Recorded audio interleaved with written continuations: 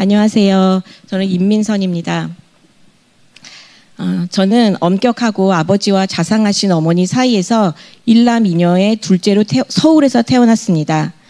아버지, 어머니 모두 특별한 종교를 믿지는 않았지만 어릴 때 집에서 제사를 지냈습니다.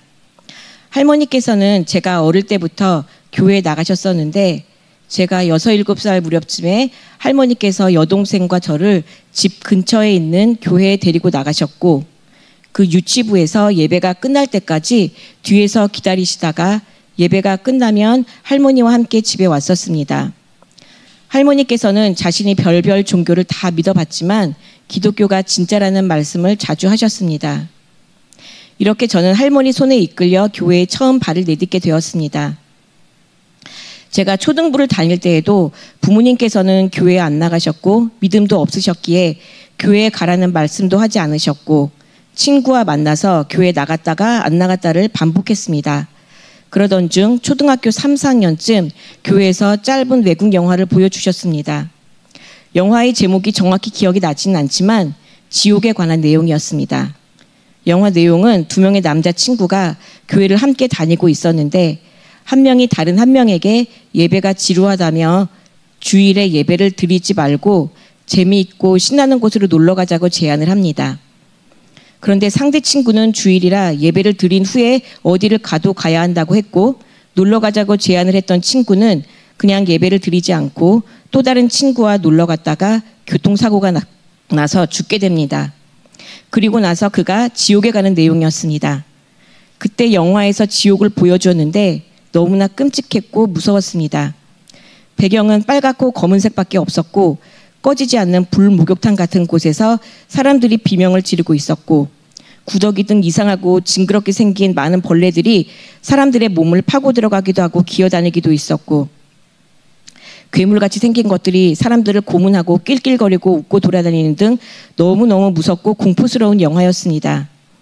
그 영화를 보고 저는 너무나 큰 충격을 받았고 지옥에 갈까봐 너무나 무섭고 두려워했었습니다. 영화 탓인지 그 해가 끝날 때까지는 예배를 절대 빠지지 않고 열심히 다녔고 또 분반 공부에도 열심히 참여했었습니다.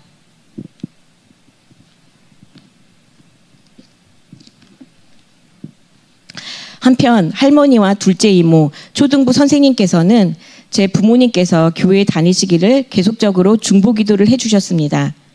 기도의 응답으로 저와 동생, 부모님은 제가 중학교 2학년 때 함께 세례를 받게 되었습니다. 그리고 저는 중학교 때 믿음의 친구들이 주변에 있어서 너무 좋았었습니다. 부모님께서 저보다 믿음 생활을 나중에 하셔서 저보다 믿음이 작으셔서인지 그 당시에 친구들 중에 자기 엄마와 성경과 믿음에 대한 이야기를 나눈다든지 부모님께 자신들의 기도 부탁을 한다든 등의 이야기를 들으면 그 친구들이 너무나 부럽고 부러웠습니다. 저는 영적인 것에 관심이 많았지만 영적으로 저를 이끌어 주시거나 가르쳐 주시는 분이 주변에 없었기에 믿음의 성장도 없었고 항상 그 자리에 머물러 있었던 것 같습니다. 또한 사랑의 하나님보다는 하나님께서는 내가 잘못하면 크게 벌 주시는 분으로만 알면서 살아왔습니다. 또한 회개에 대한 내용도 잘 모르고 다녔습니다. 그러다가 직장에서 동료가 저에게 예수님은 누구시고 믿는 자의 정체성, 죄가 무엇인지 등에 대한 이야기를 함께 나누며 동료의 교회를 섬기시는 여자 강도사님과 셋이서 성경 공부를 함께 하게 되었습니다. 그 당시 저는 어릴 때부터 교회에 다녔지만 하나님을 믿지 않는 것이 큰 죄인지도 몰랐었습니다. 일주일에 한 번씩 나가서 말씀 나눔을 하고 성경 공부를 했었는데 그 시간이 너무 기대되고 기다려지고 말씀을 너무 사모했었습니다. 그때가 하나님과의 첫사랑이 아니었나 싶습니다. 만나는 사람들 모두에게 말씀을 전하고 싶었고 하루 종일 말씀을 읽고 싶었고 기도도 계속하고 싶은 마음뿐이었습니다. 길에서 지나가는 사람을 봐도 저 사람은 예수님 믿을까? 꼭 믿어야 하는데 라는 생각뿐이었습니다. 그런데 동료의 교회가 먼 곳으로 옮기게 되어서 성경 공부도 흐지부지하게 되면서 제 신앙도 점점 식어지기 시작했습니다. 한편 아시는 분의 소개로 지금의 남편을 만났는데 자신은 초등학교까지는 교회에 나갔었는데 교회 가는 도중에 발을 심하게 다쳐서 자신과 교회랑은 잘 맞지 않는가 보다라고 생각해서 교회를 안 나가게 되었다고 말했습니다. 시아버님은 교회 드문드문 다니셨고 시어머님은 불교셨다가 지금은 천주교를 다니시고 계십니다. 그러다가 교회를 함께 같이 나갈 것을 약속한 후에 결혼을 했습니다. 결혼 후에 10년 넘게 남편과 교회에 함께 다녔었는데 그 교회가 WCC를 매우 지지하는 교회임을 알고 나와야겠다고 결심을 하고 나오게 되었습니다. 당시 남편은 그런 저를 이해하지 못했고 방언도 하고 깨어있는 새로운 교회를 갔었는데 그것이 주문을 외우는 것 같다며 방언하는 것을 보고 계속 예전 교회로 가자고 했고 저는 싫다고 하면서 남편은 교회를 안 나가게 되고 저는 경기도에 있는 교회에 다니게 되었습니다. 그 교회가 좋았지만 거리가 너무 멀어서 오후 예배에도 못 드렸고 주중에도 예배 드리는 것이 쉽지 않았습니다. 그래서 하나님께 하나님 서대문구나 마포구나 은평구에 있는 성령 충만하고 깨어있는 교회로 저를 인도해 주세요 라는 기도를 올리게 되었습니다.